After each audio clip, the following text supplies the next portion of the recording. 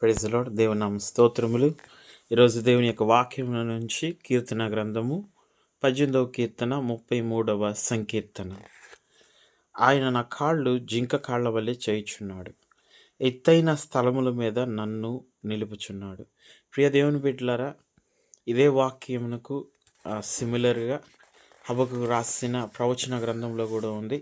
3వ అధ్యాయం 19లో కూడా ఆయన నా కాళ్ళను జింక కాళ్ళ వల్ల చేసి ఉన్నాడని జింకతో పోల్చి అక్కడ కూడా ప్రవక్త రాస్తూ ఉన్నాడు. మనం చూస్తున్నాం, ఈ జింక పాదములకు చాలా ప్రత్యేకత అనేది ఉంది.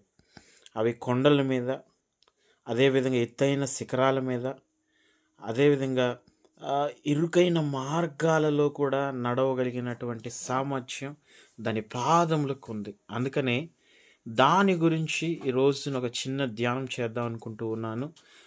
ఆ పాదములు దేనికి సాదృశ్యము, ఎందుకని కీర్తనకారుడు వాటిని సూచించాడంటే, మొట్టమొదటి చూస్తూ ఉన్నాం స్పిరిచువల్ స్ట్రెంగ్త్, ఆత్మీయమైనటువంటి బలానికి సాదృశ్యంగా కనబడుతూ ఉన్నది. అలాగే stability in high difficult places,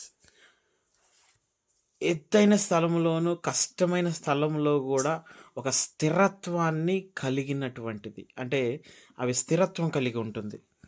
అదేవిధంగా మనం చూస్తున్నాం, ఈ కాన్సెప్ట్ అనేది రిప్రజెంట్ చేస్తుంది ఓవర్కమింగ్ ఆబ్స్టికల్స్, ఈ వచ్చే ఆటంకాలని ఎదురించేటువంటిగా కనబడుతూ ఉన్నది. ఫైండింగ్ ఫ్రీడమ్, చూస్తూ ఉన్నాం కదా, స్వతంత్రతను పొందుకునేది. Gaining confidence in God's guidance, దేవుని నడిపింపులో ఒక కాన్ఫిడెన్స్ అనేది కనబడుతూ ఉన్నది. అలాగే మనం చూస్తున్నాం ఎబిలిటీ టు నావిగేట్ ట్రికోరియస్ టెర్రెయిన్, అంటే ఒక ఇరుకైనటువంటి ఒక ప్లేస్లో కూడా, నడవలేని పరిస్థితుల్లో కూడా అవి ఏం చేస్తుంటే ఒక సామర్థ్యం, నడవడానికి ఒక సామర్థ్యాన్ని, అంతేకాకుండా ఎస్కేప్ డేంజర్, ఏదైనా ప్రమాదం ఉంటే ఆ ప్రమాదం నుంచి తప్పించుకోవడానికి. అలాగే ఇంకో చూస్తున్నాం రన్ విత్ ద ఫ్రీడమ్, స్వతంత్రతతో పరిగెత్తడం.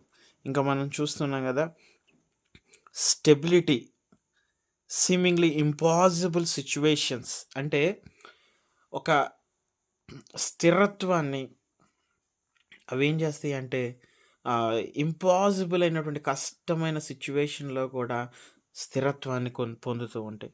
అదేవిధంగా representing spiritual resilience and triumph, అవి ఆత్మీయమైన పరిస్థితుల్లో కూడా అవి ఏం చేస్తాయి అంటే కోల్పోయిన స్థానాన్ని మరలా సాధిస్తే విజయాన్ని పొందుకుంటూ ఉంటాయి.